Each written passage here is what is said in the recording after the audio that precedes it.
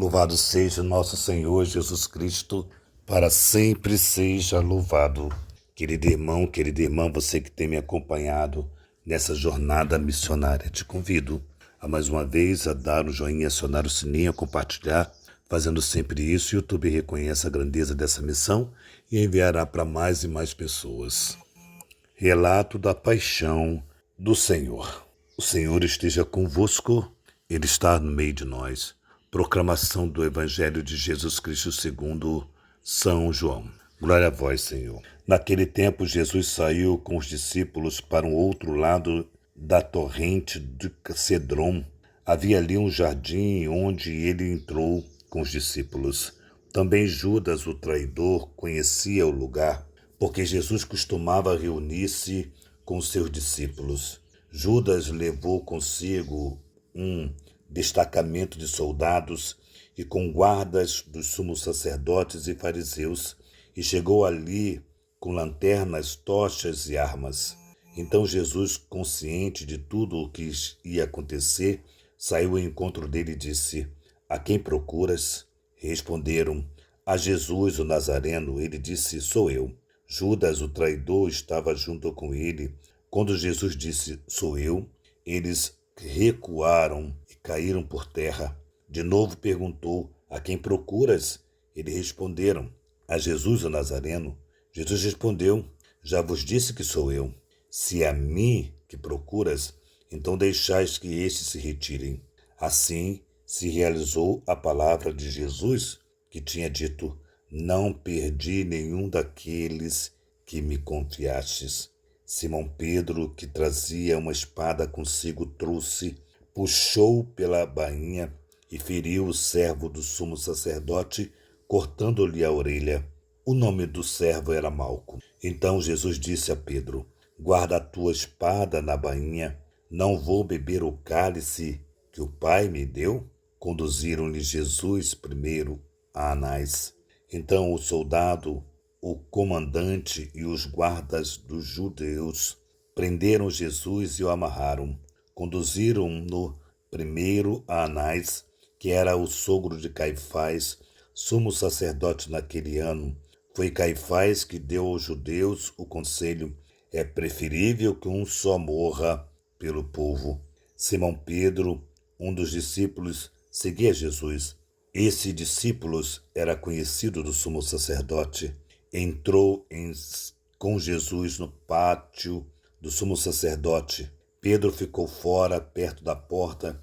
Então outro discípulo, que era conhecido do sumo sacerdote, saiu, conversou com os encarregados da porta e levou Pedro para dentro. A criada que guardava a porta disse a Pedro: "Não pertence também tu aos discípulos desse homem?" Ele respondeu: "Não." Os empregados e os guardas fizeram uma fogueira e estavam aquecendo, pois fazia frio. Pedro ficou com eles, aquecendo-se. Entretanto, o sumo sacerdote interrogou Jesus a respeito dos seus discípulos e dos seus ensinamentos. Jesus lhe respondeu: "Eu falei às claras ao mundo, ensinei sempre na sinagoga e no templo, onde todos os judeus se reuniram. Nada falei às escondidas. Por que me interrogas? Pergunta aos que ouviram o que falei. Eles sabem o que eu disse." Quando Jesus falou isso, um dos guardas que estavam ali deu-lhe uma bufetada, dizendo: "É assim que responde ao sumo sacerdote?" Respondeu-lhe Jesus: "Se respondi mal, mostra-me em quê. Mas se falei bem, por que me bates?" Então Anás enviou Jesus amarrado a Caifás, o sumo sacerdote. "Não és também um dos discípulos dele?" Pedro negou: "Não." Simão Pedro continuava lá em pé, aquecendo-se. Disseram-lhe: "Não és tu também um dos discípulos dele?" Pedro disse de novo: "Não." Então um dos empregados do sumo sacerdote, parente daquele que Pedro tinha cortado a orelha, disse: "Será que não te vi no jardim com ele?" Novamente Pedro negou, e na mesma hora o galo cantou. "O meu reino não é deste mundo." De Caifás levaram Jesus palácio do governador. Era de manhã cedo, eles mesmo não entraram no palácio para não ficarem impuros e poderem comer a Páscoa. Então Pilatos saiu ao encontro deles e disse: Que acusação apresentais contra este homem? Eles responderam: Se não fosse malfeitor, não teríamos trago a ti. Pilato disse: Tomai vós mesmo e julgai de acordo com vossa lei. Os judeus lhe responderam: Nós não podemos condenar ninguém à morte. Assim se realizava o que Jesus tinha dito, significando com que tipo de morte iria morrer. Então Pilatos entrou de novo no palácio. Chamou Jesus e perguntou-lhe: Tu és o rei dos judeus? Jesus respondeu: Está dizendo isso por ti mesmo ou outros disseram isso por mim? Pilatos falou: Por acaso sou judeu? O teu povo e o sumo sacerdote te entregaram a mim. Que fizestes? Jesus respondeu: O meu reino não é deste mundo. Se meu reino fosse deste mundo, os meus guardas lutariam para que eu não fosse entregue aos judeus, mas o meu reino não é daqui. Pilato disse a Jesus: Então és reis? Jesus respondeu: Tu dizes que sou. Eu nasci e vim ao mundo para isso, para dar testemunho da verdade. Todo aquele que é da verdade escuta a minha voz. Pilato disse a Jesus: O que é verdade? Ao dizer isto, Pilato saiu ao encontro dos judeus e disse-lhes: Eu não encontro nenhuma culpa nele, mas existe entre vós um costume de que, pela Páscoa, eu vos solte um preso. Quereis que solte o rei dos judeus? Então começaram a gritar de novo: Este não, mas Barrabás. Barrabás era um bandido. Vivia o rei dos judeus. Viva o rei dos judeus! Gritavam. Então Pilatos mandou flagelar Jesus. Os soldados, tecendo uma coroa de espinho, e colocaram na cabeça de Jesus, vestiram-no com um manto vermelho, aproximava-se dele e diziam: Viva o rei dos judeus! E davam-lhe bofetadas. Pilatos saiu de novo e disse aos judeus: Olha, eu trago aqui agora diante de vós, para que saibais que não encontro nele crime algum. Então Jesus veio para fora, trazendo a coroa de espinho e o manto vermelho.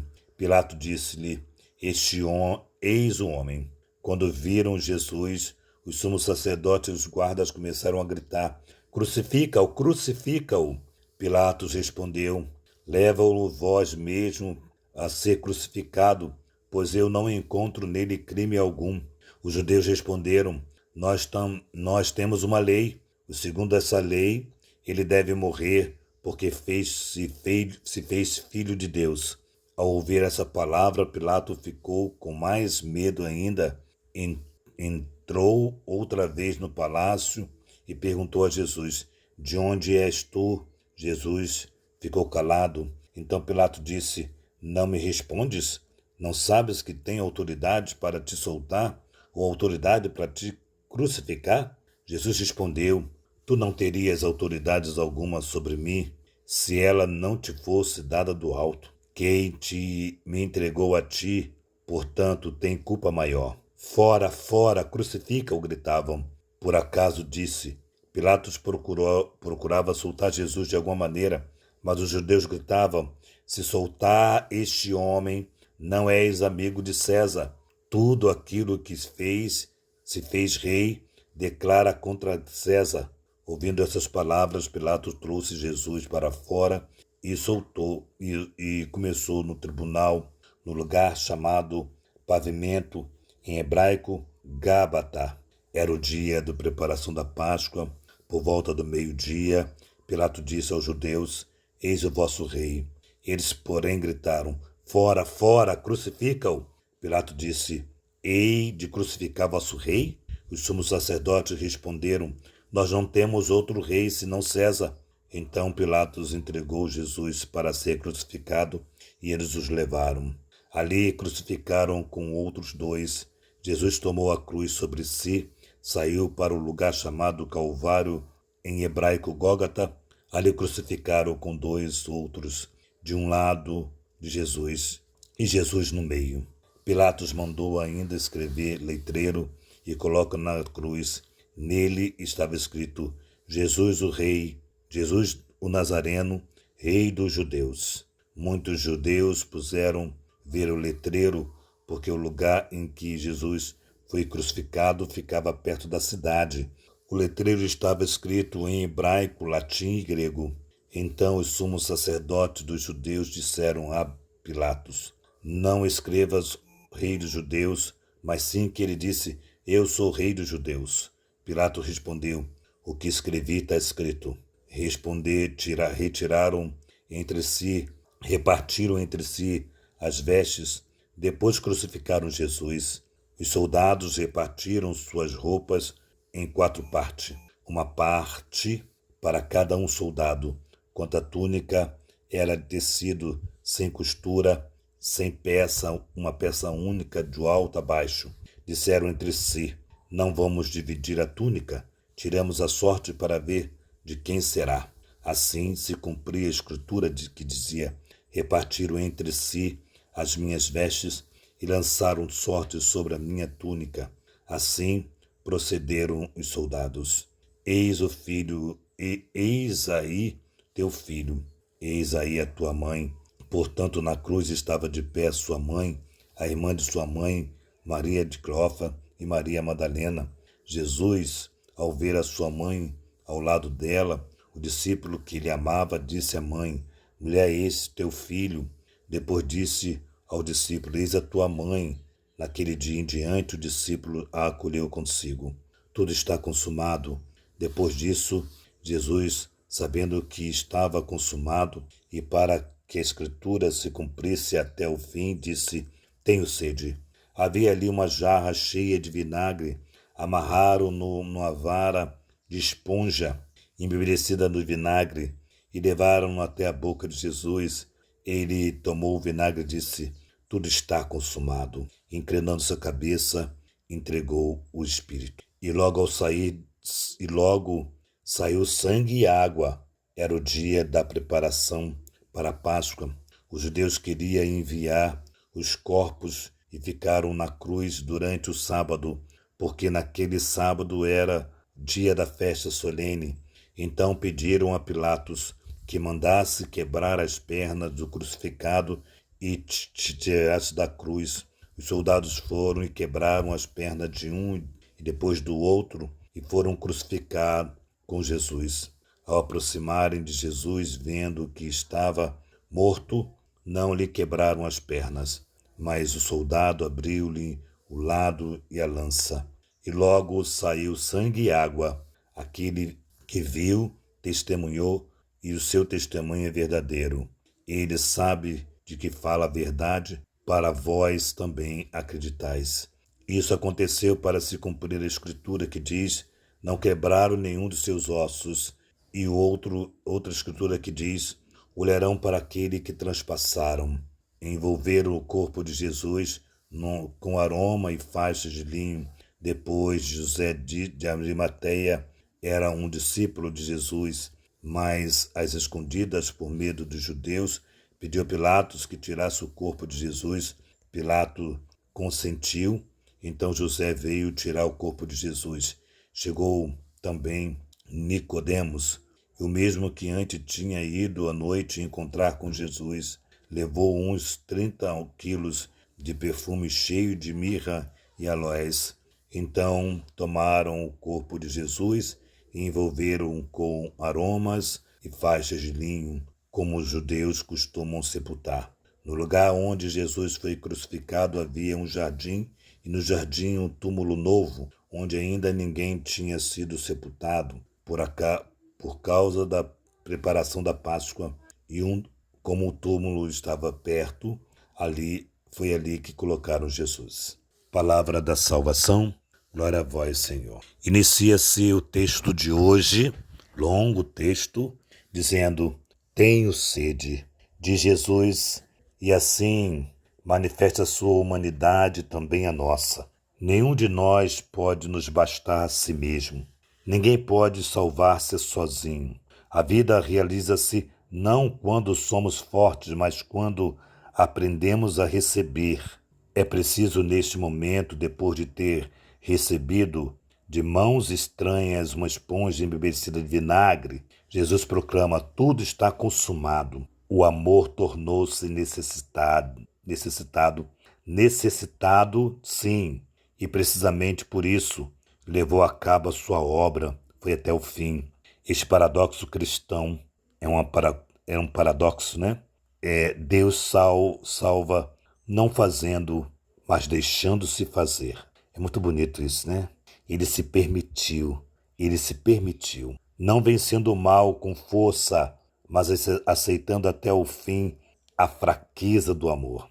Na cruz, Jesus ensina-nos que o homem não se realiza no poder, mas na abertura confiante do outro, mesmo quando este é hostil e inimigo, mesmo quando esse faz doer.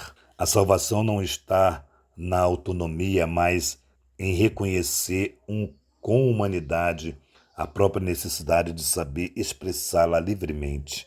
A realização de nossa humanidade no desígnio de Deus não é um ato de força, mas um gesto de confiança. Jesus não salva com um gesto clamoroso, mas pedindo algo que sozinho não se pode dar. Aqui se abre a porta para uma verdadeira esperança. Até o Filho de Deus escolheu não ser suficiente para si. Ele escolheu. Então também a nossa sede de amor, de sentido de justiça, não é um sinal de fraqueza, mas de verdade. Que nós consigamos hoje, dentro dessa paixão do Senhor, configurar o nosso sofrimento em tudo o que Jesus passou, na certeza de que, ao passarmos um pouquinho, que podemos dizer assim, o nosso amor se fortalece também, como o muito que Jesus sofreu, se fortaleceu. Que nós possamos viver nessa Semana Santa e configurar tudo aquilo que passamos na cruz do nosso Senhor. Louvado seja o nosso Senhor Jesus Cristo, para sempre seja louvado. Que nossa patrona Santa Faustina nos enriqueça com diário, que São José, esposo da Virgem Maria, nos dê a graça de amar Jesus Cristo em todo o tempo, mesmo na dor. Que Maria Santíssima nos conceda a graça de ter uma bela casa para cuidarmos de sacerdotes. Em nome do Pai, do Filho e do Espírito Santo. Amém.